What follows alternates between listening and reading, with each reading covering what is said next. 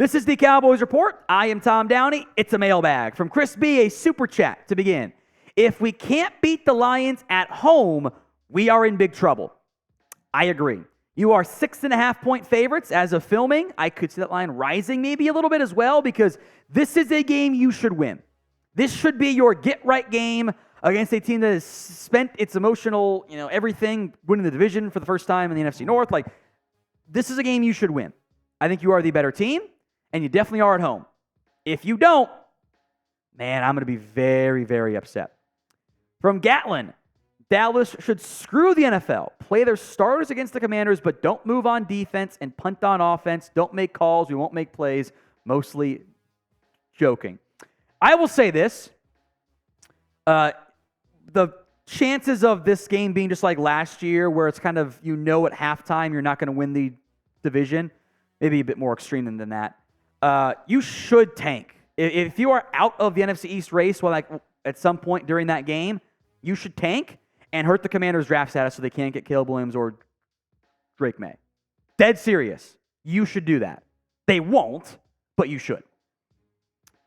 From Mike Spalding, what should we do to shore up the defensive run stopping? You were better against the Miami Dolphins. Now, if you don't have Hankins, I think you might regress against the Lions because they're more of the Dolphins are more finesse. It kind of played out the way I thought it might, where the more finesse team, you can have some more success. Look, I thought one of your safeties stepped up.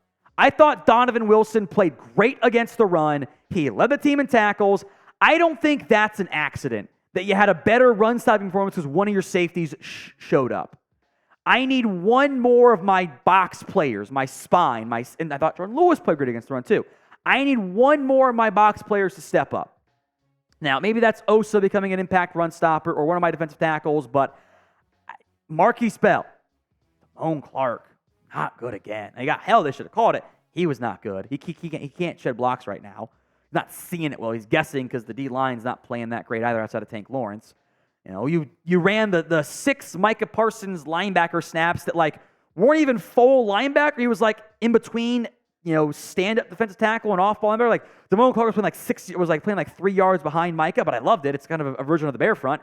Do more bear front against the Lions. Bear front.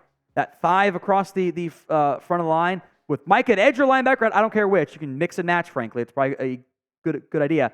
That worked well. Dexter, so is Dak back in the MVP race after Purdy threw 4 picks? No, probably not. If they had beat the Dolphins, yes. If Deron Bland or someone makes an incredible play on defense and they win that game, then the narrative flips to Dak led the game-winning drive in the fourth quarter against the Dolphins, and the middle 2 quarters, no one remembers them because they just remember the highlight package. It's not fair. That is how it goes. I think, strangely enough, the loss probably assigns too much blame to Dak, and the win would have assigned too much credit to Dak, if that makes some sense.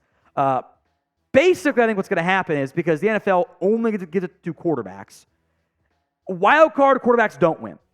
So if the Bills rally and win the division, maybe it's Josh Allen, which would be hilarious after the media spent so much time saying interceptions are the worst thing ever, and then give it to a guy who's going to lead the NFL in picks this season, or at least close to it, right?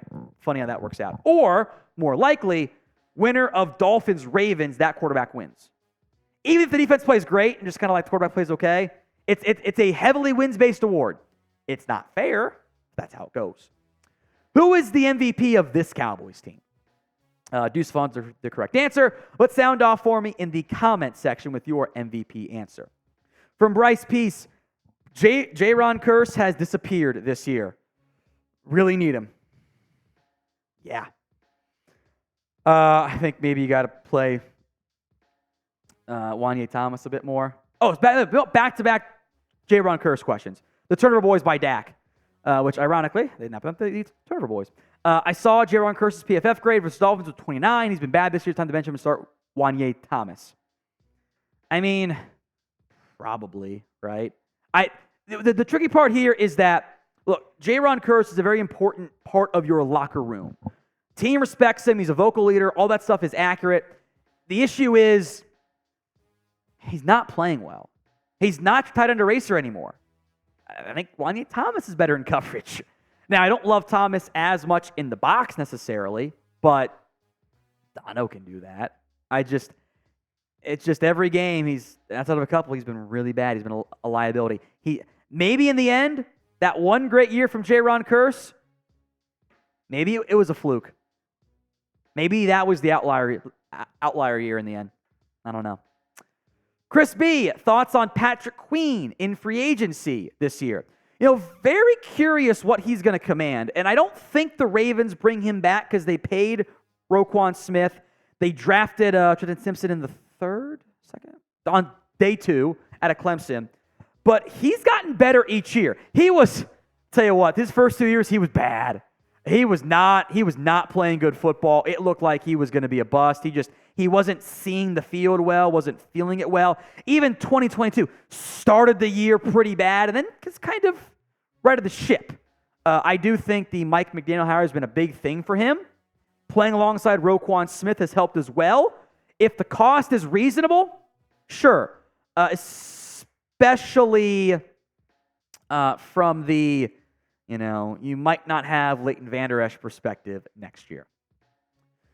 Now, today's show is made possible by Rocket Money. They are a personal finance app that finds and cancels your unwanted subscriptions, monitors your spending, helps lower your bills, all in one place. Over 5 million users and counting, Rocket Money has helped save its customers an average of $720 a year, with $1 billion in total savings so far. Stop wasting money on things you don't use. Cancel your unwanted subscriptions and monitor your spending the easy way by going to rocketmoney.com/Cowboys. That's rocketmoney.com/Cowboys. Link will be in the comments section and the description of today's show. Holiday season can be expensive, folks, so make sure you're not wasting a bunch of money on subscriptions you don't use. From Vince, since the Cowboys lost the Dolphins, is the game against the Lions the ultimate pretender bowl? I think from Dallas' perspective, yes. The Lions have kind of exceeded expectations this year. Dallas has not. I'll say this. If you can't beat the Lions at home, who here has faith in them making an actual run? And even if you win, I think the mindset is going to be, it's at home, Lions, which is fine. I'd rather that be the narrative than they lost again. You lose 3 games in a row in playoff caliber opponents, environments, etc., faith is going to be shaken beyond belief. Brian Parson, TP needs to go. He is not a number 1 back. We can't pay him. I'll say this. I don't want to pay backs. Not how I like to operate with my budget that I am self-imposed from the Cowboys' perspective. I don't want to do it. He also will not cost you very much right now. He's not going to be expensive on the open market. You could probably get him back for 3 years, $18 million pretty easily, like $6 million bucks a year. Which, by the way, is still fine for Pollard because it's more than he would have made on an extension this past year with the franchise tag included. Hindsight, never should have tagged him. Should have dared to hit the open market. He would have not gotten that much in the end. Although maybe you would have had a Gallup best deal and would have been even worse there. I think he can be a number 1 back, but I think this scheme and this just blocking is not it. They made changes. They had to make changes. It's not the right stuff. I mean, Pollard's averaging like less than 2 yards before contact. That's not good. And there are times I think he's not hit the holes properly. He's missed some stuff. He gets blamed as well. It's not just Pollard though. It's the O-line. It's all of it. I'm fine to run the football better, but I think it's an offensive line investment that you need, not a running back investment. If that difference makes some sense. Gatlin, let's hire someone to follow Mike on every 4th and 1 or goal line play and say, man, Dak's a big boy repeatedly until he gets the memo. It's funny. I just run the sneak play. It's fine. Like the Chiefs won't do it because Mahomes got hurt one time. Okay. Hurts is a better sneaker. Okay. If you're telling me that you don't trust your offensive line to get a half yard of push, your O-line sucks. Which, by the way, is what they're telling us. Because they won't run it. Yet they'll do it on 2nd and 12 from their own 2. Because that, makes a bunch of sense as well. Just sneak it, man. Just it's not that hard. You just galaxy brain the hell out of it sometimes. J Love, what free agent linebackers are out there right now? Bench Jayron and move Bell to strong safety. I mean, the role between Kearse and Bell is not that startlingly different because Kearse mostly plays in the box. That's where he's had his struggles this year. I think you can just play Juanyeh Thomas more. Free agent linebackers, there's nobody good. There's no one good. It's December. This is why you had some interest in Shaq Leonard to help your run defense potentially. And so, like against the Bills, he might have helped. Against the Lions, he might have helped. He's also had 7 tackles against the Giants. That's a game that fits him. Giants run the football a lot. Where he's not a liability in pass coverage like he's been all year. But there's nobody good out there. This is your group. For better or for worse, this is your group. Don't miss any Cowboys Report videos right here on the channel. Hit that sub button for free. YouTube.com/@CowboysTV. Chris B, this upcoming draft has to be better than this year. Yes, it does. I mean, yes. Your UDFA class is better than your actual draft class. And you had picks. Mozzie Smith, not up to expectations. Developmental pick, okay, whatever.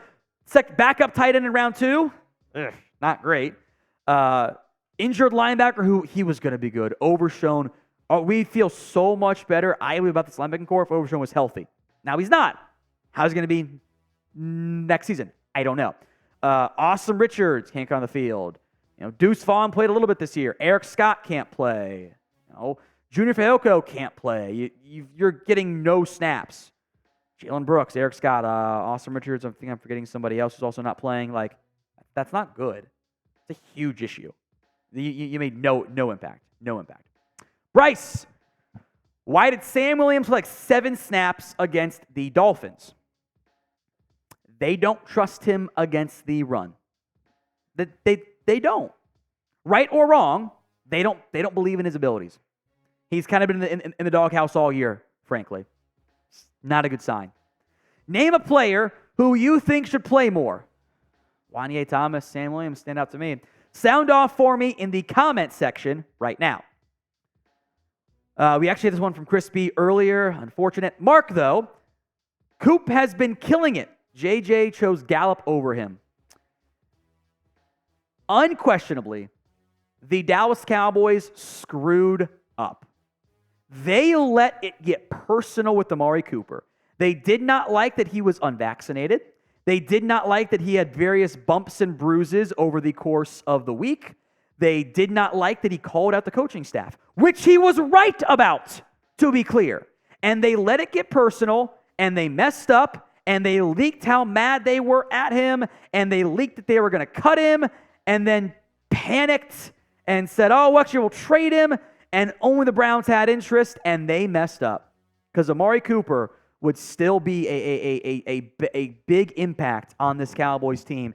You put Cooper in there over Gallup, you could cost it zero difference in dollars right now if you wanted to. You could have structured it properly. You messed up, and it hurt them because they let it get personal. Huge mistake by the Jones boys and Will McClay, frankly, as well. If we did not get to your question, hit me up on Twitter at @WhatGoingDowney. My DMs are open. It is still kind of holiday time, so apologies if I don't get back to you immediately.